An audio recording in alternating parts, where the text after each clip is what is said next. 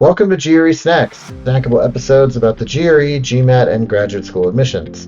I'm Tyler, the founder of Achievable, and we have an affordable GRE course that includes everything you need to ace your exam. Full textbook, videos on key topics, tons of GRE questions backed by our memory-enhancing algorithm, a built-in study planner and essay grader, and full-length practice exams. You can try it out for free at achievable.me, and if you like it, use the code podcast to get 10% off. Now, let's get started.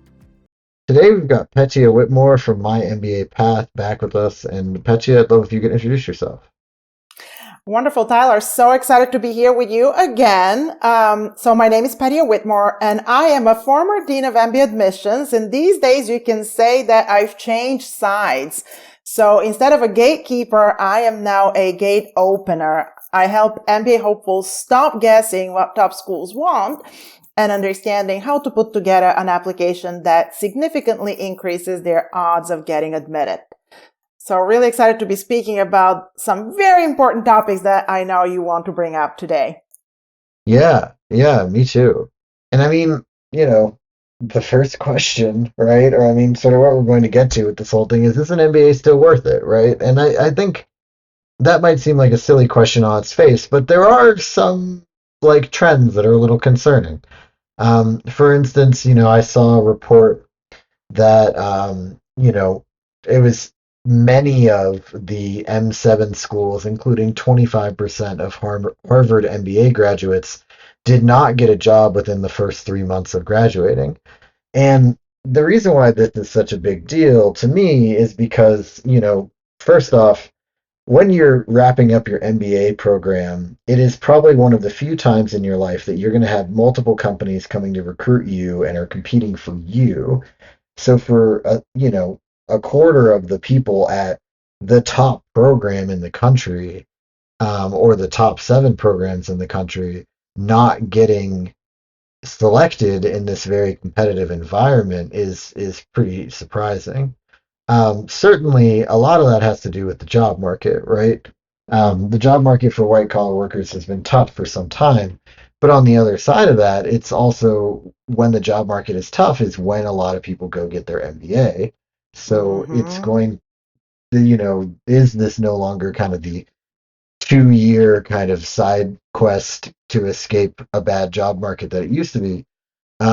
And is it still a bona fide way to upgrade your career if compared to just staying at your job? So quite curious kind of to hear your take on a lot of these different topics. Yeah, we're absolutely in one of those moments when the headlines are loud. And, it's an interesting dynamic to dissect. And I can't help but wonder if, in fact, the headlines are a little bit louder than the actual full picture. That Harvard statistic obviously is making the rounds for a reason. It's shocking. No matter how you slice it to look at it. And it's also one thing that we need to remember is that every year there's a new crop of MBA candidates, and for them, it's new news, right? And I'll talk a little bit about this, but when I zoom out, what I see is more of a recalibration of the market rather than a collapse of the market for hiring new MBA graduates. I mean, first of all, let's just not forget we're coming off of several years where MBA grads were getting snatched up before they even graduated. So Right. let's take a little bit of a step back. In 2010, McKinsey hired 876 consultants from MBA programs. So that's 15 years ago. Not so long ago, an established company that's not a company that's in a growth mode necessarily. And then in 2018 and 19, that number increased to 1,100 yearly. And then in 21, the year that you could argue that 21 was the second year of the pandemic, and there was actually a huge demand for talent, McKinsey was hiring something like 1,500 new full-time MBA graduates. So that's double the number from 15 years ago. And the same was true in tech. There were crazy times. Offers were flying, signing bonuses were stacking. People were being just scooped up like candy. And now the market is kind of self-correcting itself. So I feel like it's akin to a rubber band. It got stretched and now it's sort of pulling back a little bit. So it's definitely uncomfortable for those who are graduating right now, but it's not unprecedented. And frankly, when I saw that Harvard article come out, I pulled out one of my favorite research tools, and I actually have a library of those already. So the New York Times has something called the Times Machine, and you can go and find all their articles. And I have a folder full of articles going back to the 1970s, and in every single decade, pick a recession, pick a hiring freeze, a tech bust, the dot-com boom, a market slowdown, and there's always an article. Is the gilded MBA losing its luster? Is the vaunted MBA no longer relevant? Literally Right. every decade has these articles. So, and as we know very well, we still continue to see growth in applications. MBA programs haven't really folded, especially at the very top schools. And even if you look at the Harvard statistic, I mean, yes, you can talk about sort of like what that number was. And frankly, I think that also sometimes you have to look at the data even more closely, because I think that the 25% was the number at graduation. At least just before we came together for this conversation, I looked at the latest report, and Harvard was saying something that 85% had jobs 3 months post-graduation. So now it's 15% that don't. And I want to be very sympathetic to the 15% that don't have an offer. But at the Right. same time, on the flip side, 85 received an offer within 3 months. The median compensation is more than 200,000 when you combine base and bonus. And these are not some casual sort of low quality offers. We're talking about highly competitive, very high paying roles in fields like private equity, venture capital, tax strategy. So yes, people are taking longer to land, and that's real and it matters, but the sky is definitely not falling. The vast majority of these grads are still walking into some of the most lucrative jobs in the market. Mhm. Um, I also think like, it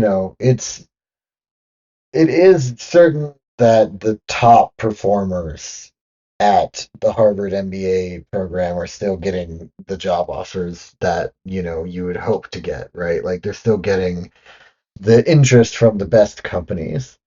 Do you feel like that bottom 15%, like what do you think creates that bottom 15%, I guess? mm, That's a really great question to explore. And I think it's a combination of factors. I don't think, and frankly, I'm going to steer you away from thinking about them as bottom, because I guarantee you that there's a combination of several different factors. First of all, some people are very choosy.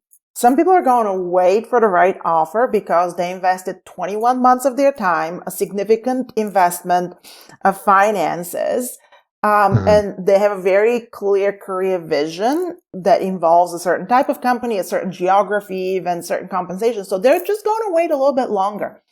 And chances are a lot of them are going to do just fine. Some of them might even be sort of taking a little bit more time. I'll never forget. I mean, granted, I didn't go to Harvard, but still, I graduated in 2009 from my MBA at Babson back in the Mhm. day. And let me tell you, the times were probably even more dire than they're now. I still remember one of my closest friends who was recruiting. I wasn't recruiting.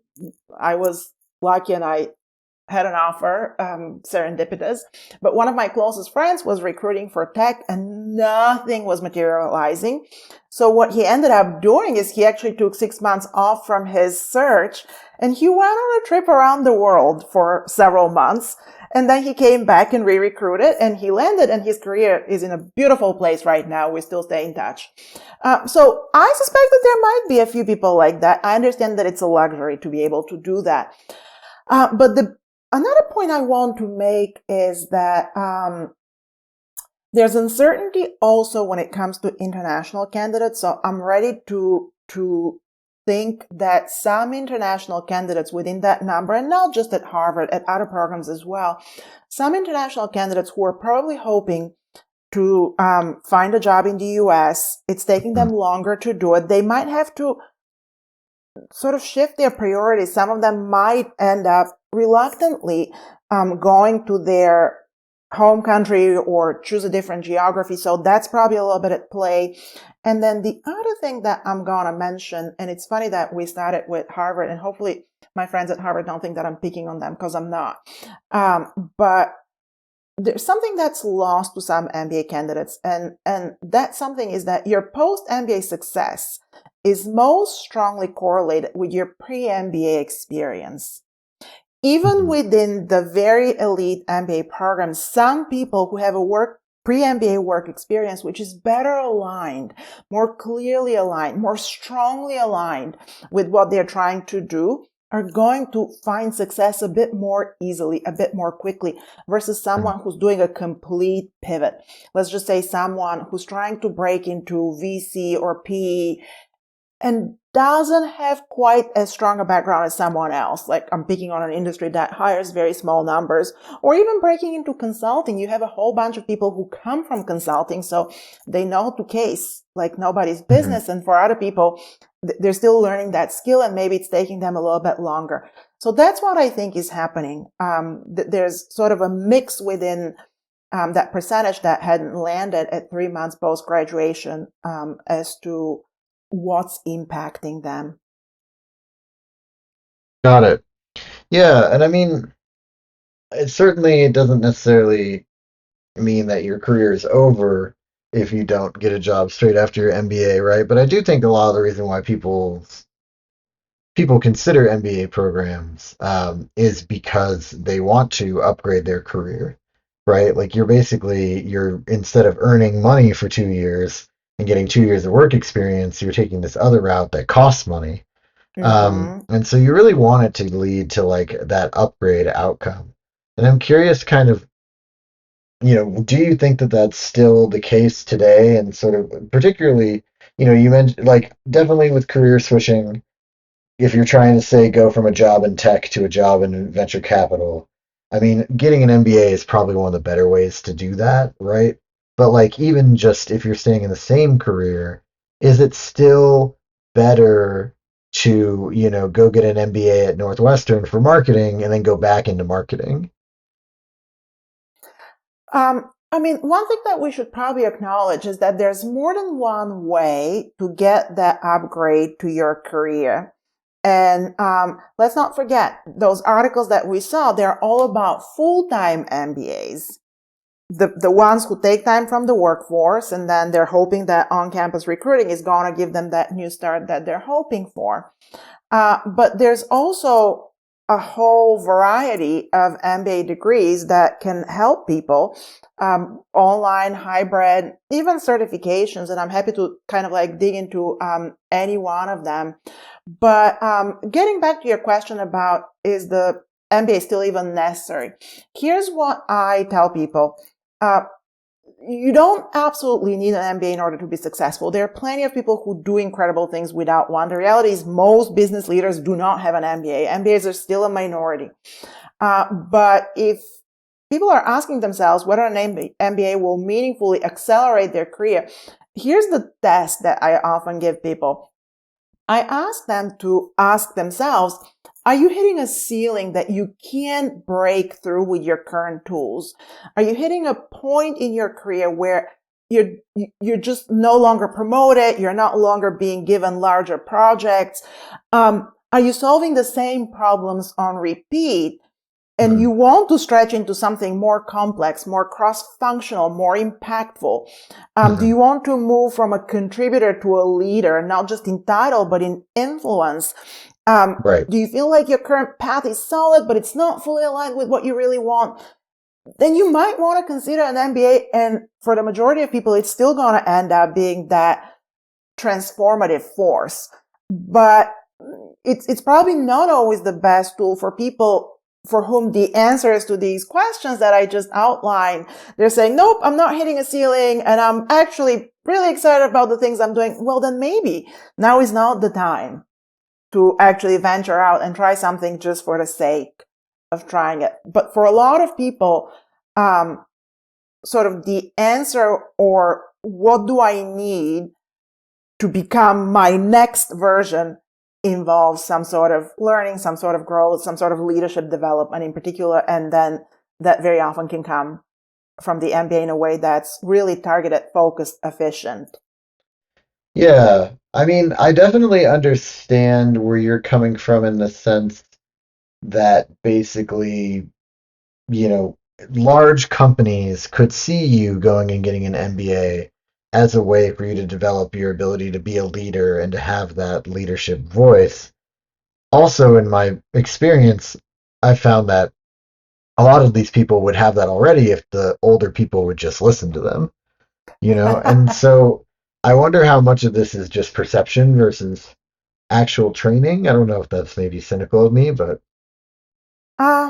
It's a really big and broad topic. I think that what people also do is that they choose a full-time MBA program because they want access to on-campus recruiting. So it's not simply about their voice being heard, but it's sort of them getting direct access to a large number of companies that are on campus to recruit, first for internships and then for full-time jobs. So that's sort of one way to look at why is it necessary to, it's not just to signal to your company, it's actually to get access to more companies than your current company.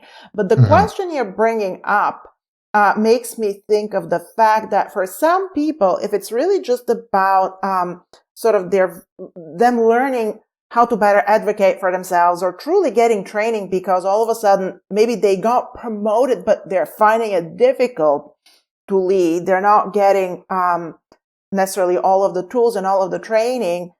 For someone like this, who's staying at their current company or looking to just grow within their current company, a hybrid or an online program might end up being the answer. And one thing that almost surprised me last year is because you know that just a few months before that headline about even Harvard graduates not being able to get a job, other headlines were sort of sending MBA candidates into slight panic, and it was the headlines about the increase in MBA applications to full-time programs. So talk about sort of being surrounded by conflicting and challenging news on both sides. On one side, you're being told you're in the process, you're a candidate, you're being told it's more competitive than ever. On the other side, you're saying, and the job market is terrible or challenging, or it seems to be. And you're like, which way do I go from here? But what got lost last year in the headlines about full-time programs getting increases in applications is that more than half of online MBA programs also reported an increase in applications. And in terms of absolute volume, that growth actually matched what we saw in full-time MBA programs. So full-time MBA programs on average reported a 12% increase in applications overall collectively across all programs that were surveyed by the Graduate Management Admission Council. And online programs saw a 13% increase in applications. So again, people are finding different ways to get the growth, the learning, the retooling, reskilling. Are some of them opting out of the MBA game entirely? Sure. But again, when we look at the application growth, clearly, actually more people are considering graduate business school. Yeah, and I mean, I'm glad you brought up these other types of programs, right? Because I think that they do represent, I mean, I think it's a good thing for there to be more options than just spending $200,000 in 2 years of your life. But I also am curious, kind of, do you feel like these options are going to be, for lack of a better word, like growing the pie? Like, or do you think then giving access to kind of MBA type experiences to more different groups of people? Or do you feel like these are actually going to challenge full-time MBAs because of their flexibility, because of the fact that you don't have to leave your job in particular for some of them? And maybe that's more of like an executive MBA conversation, but I think it still applies to hybrid and online as well. No, it still applies. So here's what I'm going to say. I think that these are distinct populations, especially if we talk about executive MBA, because that comes with an expectation of years of work experience. But even between full-time versus hybrid or online, there's probably a little bit of a decision point that MBA candidates are making. But for the most part, people know which route they want to pursue. And let's not forget, we're living in a moment where flexibility has become power and it matters tremendously. For many mid-career professionals, especially those with families or with rooted careers or who have geographic constraints, online or hybrid is not a backup plan for them. That's the only realistic path forward. And luckily, that no longer means sacrificing quality. There used to be a time when online programs were considered like the red-haired. I have a tendency of mixing my metaphors. English is my fourth language. Sort of like online programs were considered second-tier options for people who can't make it into full-time. Right. That's outdated. And clearly the numbers that I mentioned prove it, because it's not like you're seeing fewer people applying to full-time and more people applying to online. You're seeing actually more people applying to full-time and more people applying to online. So that tells you that these are distinct pipelines. Right. And I think that what's happening is that the top programs have stopped treating online learning like an afterthought, or maybe they never did, but they were learning how to do it.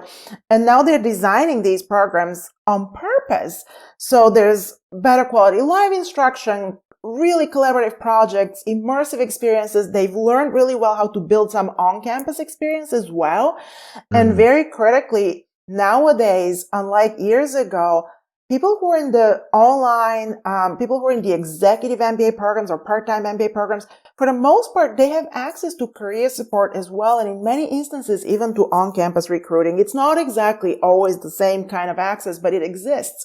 When back in the day, it wasn't the case, and schools are investing in virtual career coaching and networking events and alumni access, even like on-campus intensives, so that online students can still build the relationships and the network and not just rack up the credits and get a stamp on their degree. So that's a big shift, because in the past, one of the knocks against the online MBA was that it doesn't offer the same ROI. When it came to career switching or high-touch recruiting support. That gap is closing in my experience, and many schools are putting real dollars and strategy behind making sure that online students have access to the same caliber of guidance and opportunity. Again, online is absolutely not for everyone. Some people need the clean break that a full-time program offers, and the immersive reset, the in-person energy, the chance to like literally rewire their identity in a brand new environment. So the question is not kind of, is online as good as in person? It's kind of what kind of environment will truly allow me to grow, to stretch, to show up fully for this experience. And online doesn't mean easy, and in person doesn't automatically mean better.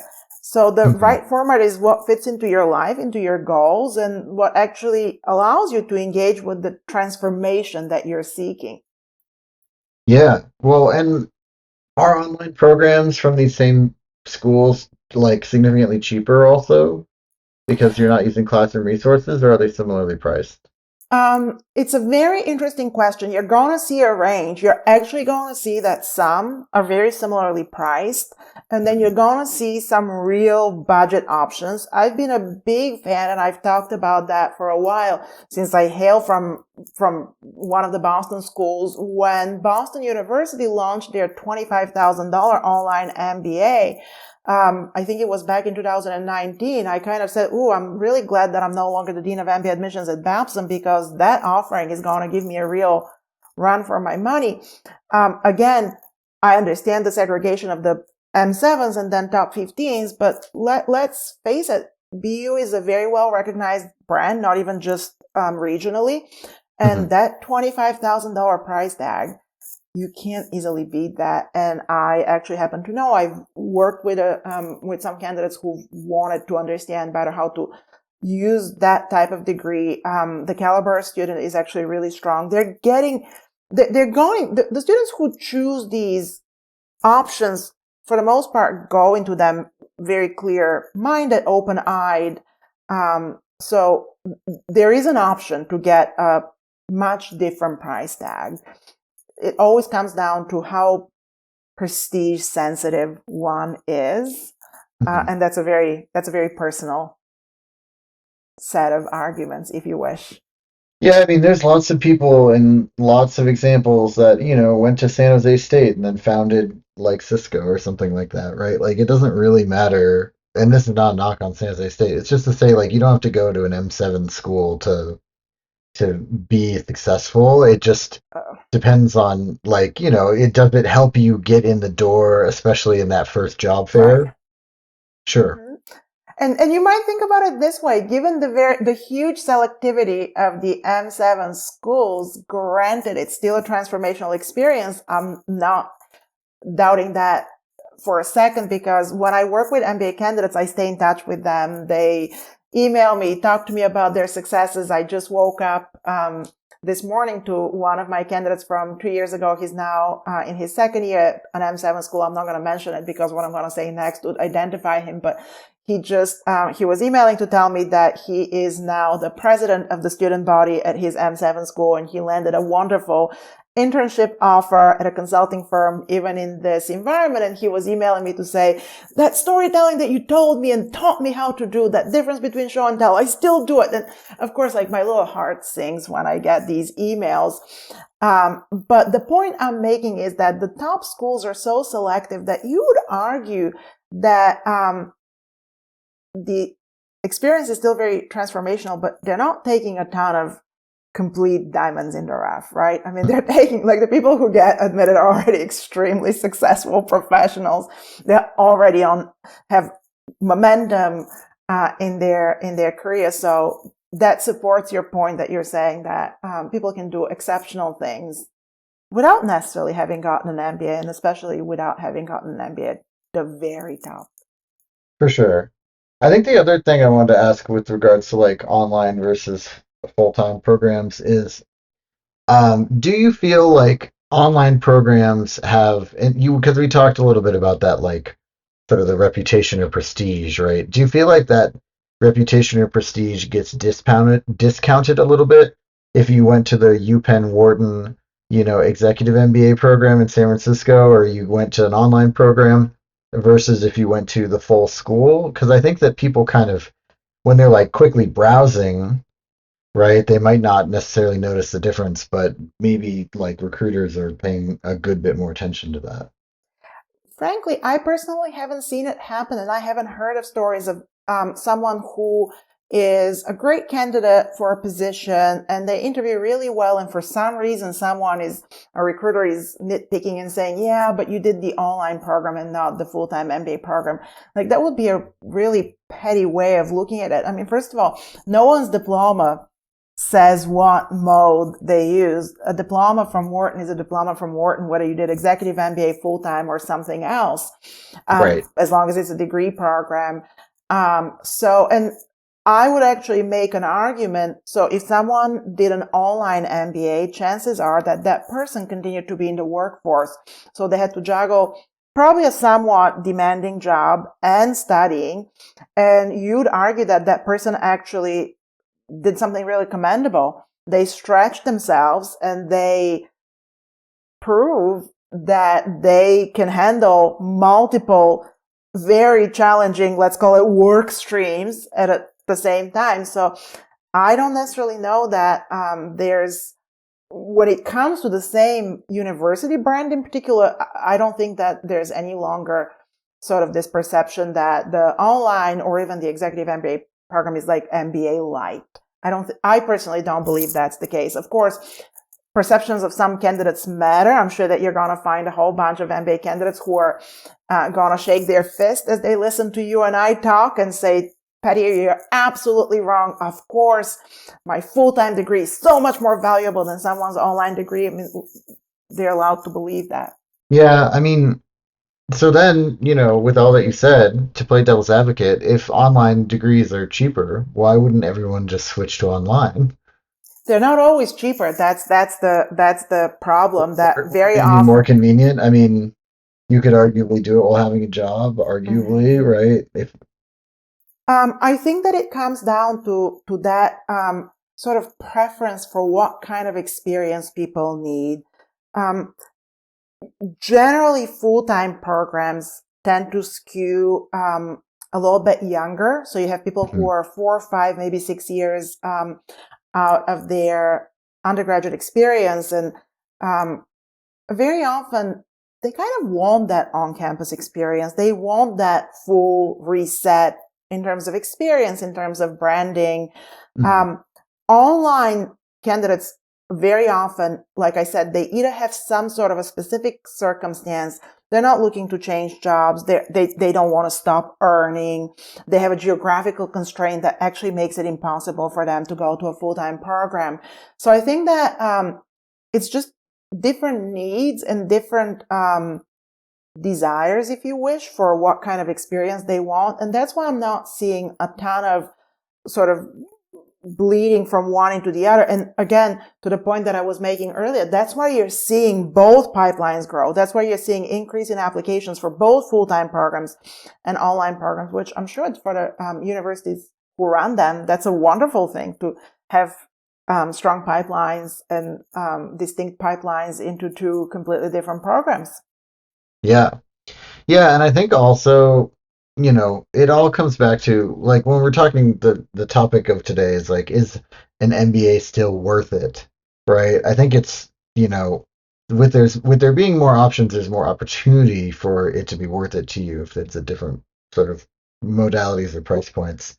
But the price thing does lead me to another question, which is, it seems to me, and maybe this is just because I'm getting more educated on it, or maybe it's just because people are talking more about it now than they used to be, but it seems to me like financial aid and scholarships for graduate school and MBAs is being talked about a lot more now.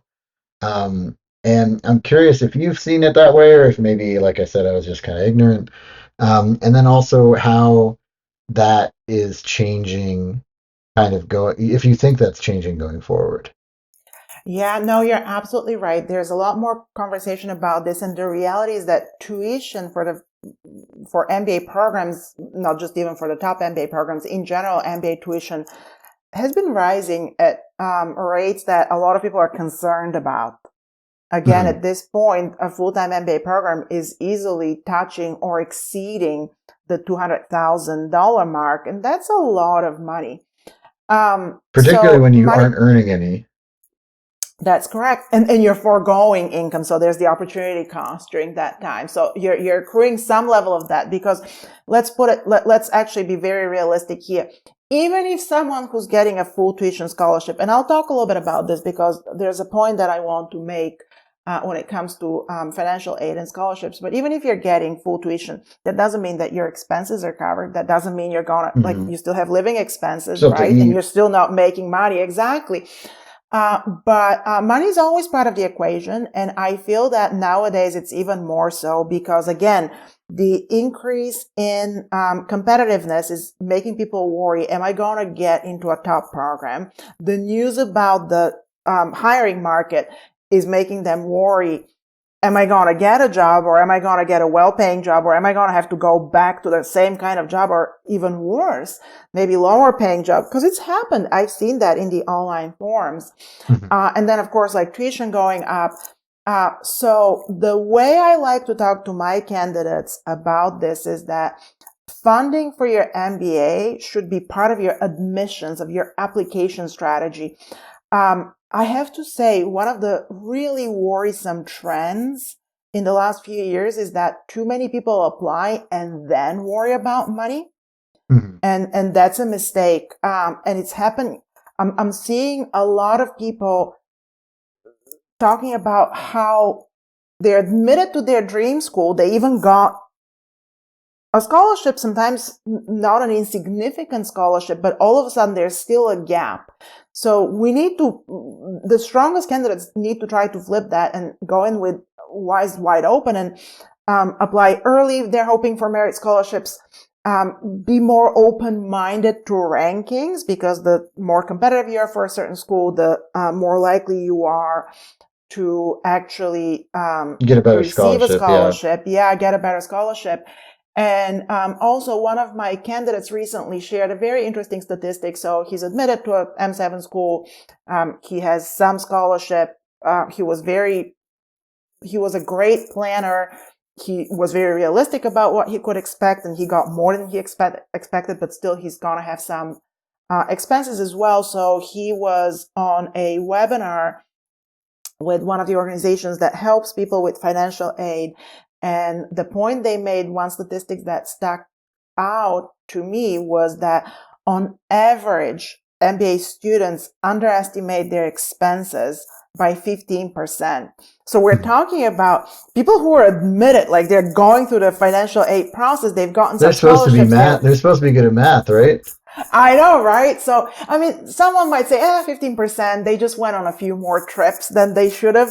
And that's probably true. Like you've heard of the famous MBA trips that people go to. But what I'm also, like, saying, it is a once in a lifetime experience, and you should probably do those trips if you can, right? So you should just plan for it.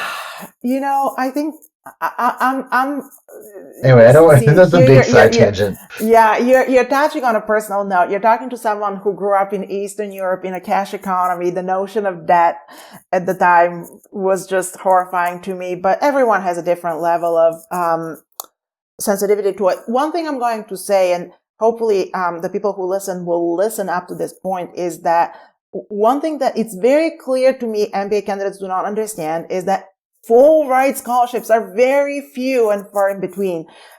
A minuscule handful of candidates get a full ride scholarship. So that's Mhm. incredibly important to mention. And then the other point that's really important to mention, and I'm happy to expand on it if you want me to, is people confuse need with merit.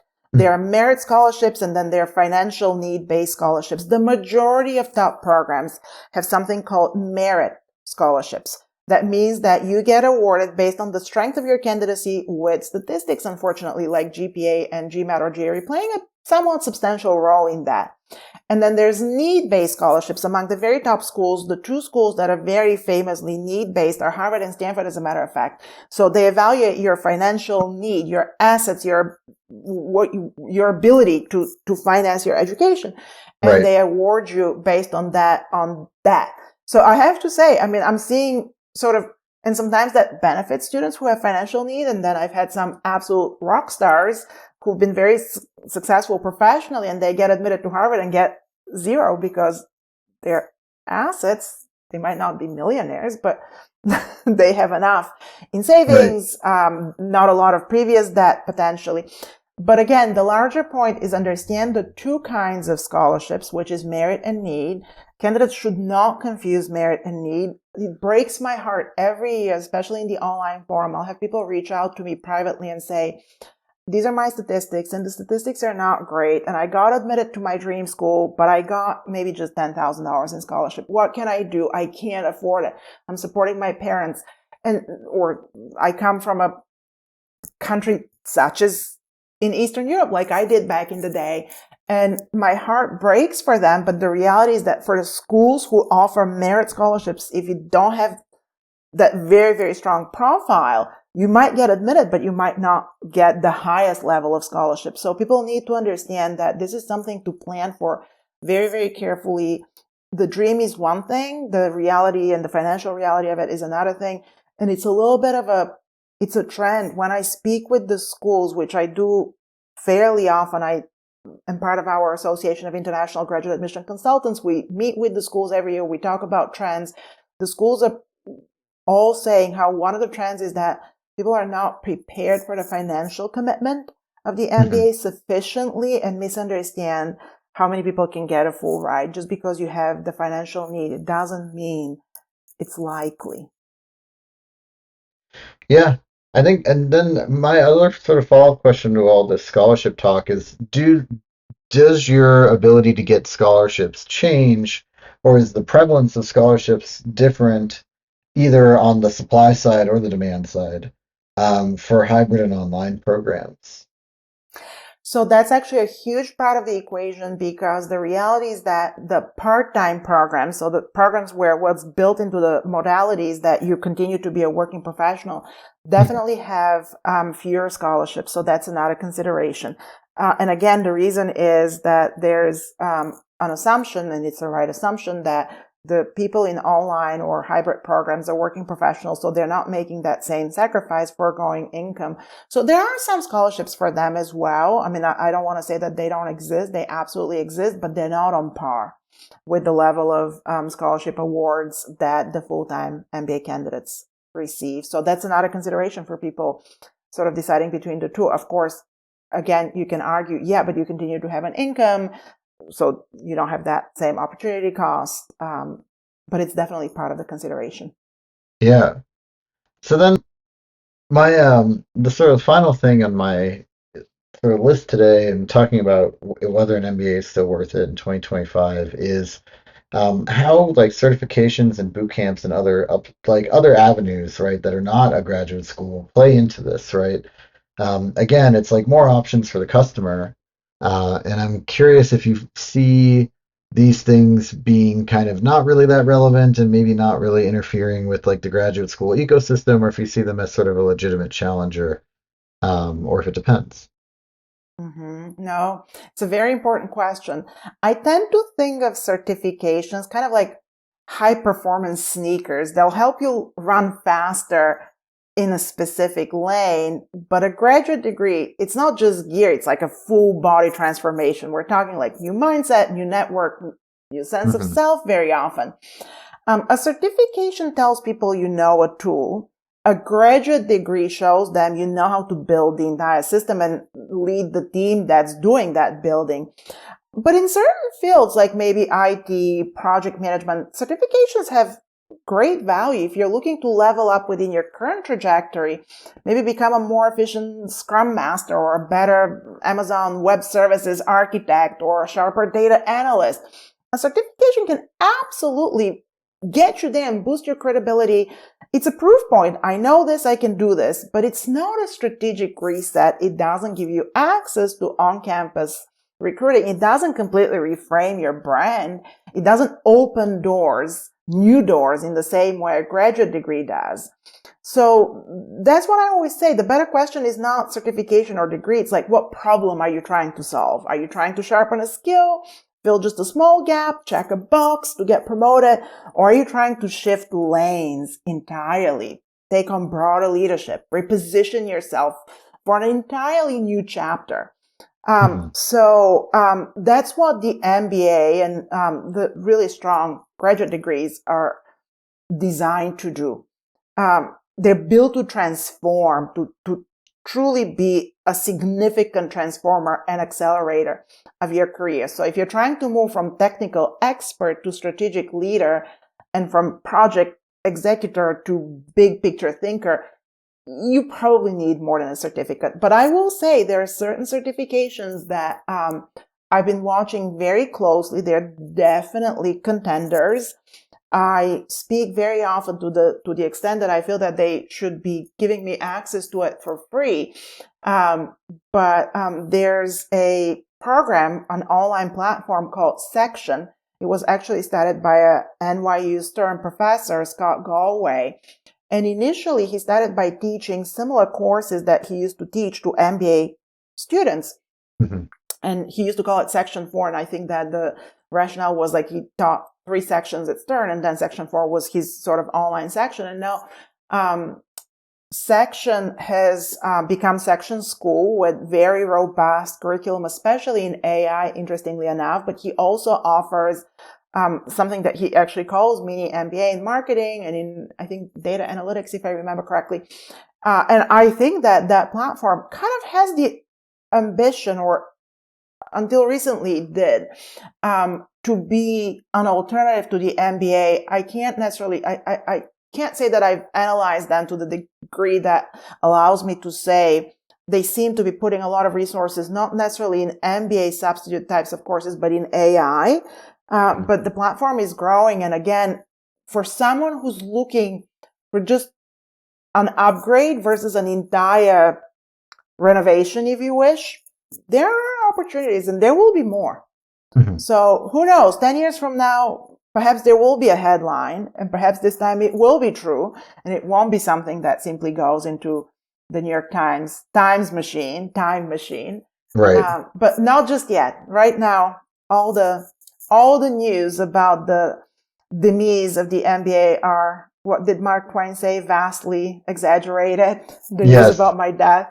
Well, it's yeah, it's like I mean, I think it would be really funny for you. This almost could be like a LinkedIn post for you. Just snapshot all of those headlines and the year and just put them all in Um, one picture, right? Of Funny you should like say this because 1973, 1984, like I whatever. actually did it. I did it in January when those articles started to come out, and it ended up somehow that post, I swear, went, at least as far as my reach goes, it went nearly viral. It had something like 15,000 views and a huge Wow. amount of comments. And I think that I had a fairly provocative first line. It was something like, the MBA is dead. And I think that that's what got people going. So it's funny that you should say this. I already did it.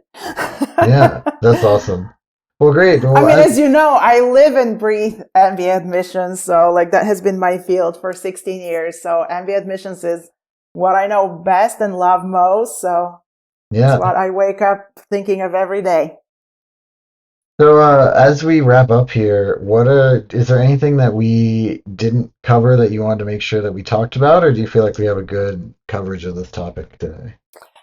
I think we have a good coverage of this topic. I think that the final thought that we should leave our MBA hopefuls, as I like to call them, is to keep the long arc and the long-term picture in mind a little bit more, because the reality is you can't time the market. Think about the people who were applying to business school in 2021 when McKinsey, Bain, BCG were having a record year of hiring. They thought that they're going into a complete boom of a hiring market, right? They were applying and reading these headlines and saying, oh my goodness, people are going to be beating over me. And guess what? They applied, they started their program, and then they graduated in a market that actually was very, very different than the market that they were applying in. So it's not possible to time the market, but what's really possible and necessary is for everyone to have a very realistic picture of what are they trying to achieve through their MBA and what is the most cost-effective way of getting there. And also, people should assess their level of tolerance for risk. Hmm. Yeah, and their commitment too. Like, Mm-hmm. do you desire the full reset, or are you more looking for like kind of a remodel, right? Like, are you Yeah. trying to go all in or are you trying to, like not rock the boat too much, but like accelerate, right? Mm-hmm. And I think there now are more options to do those things in various places and various fields than ever before. Absolutely. So there are many ways to get to the desired outcome. It's not just one degree or one modality that gets you there. Great. Well, thank you so much. This has been GRE Snacks, hosted by Tyler from Achievable with Petia Whitmore from MyMBAPath. And Achievable has a great online GRE course. You can try it for free by going to achievable.me and be sure to use the code podcast to save 10%.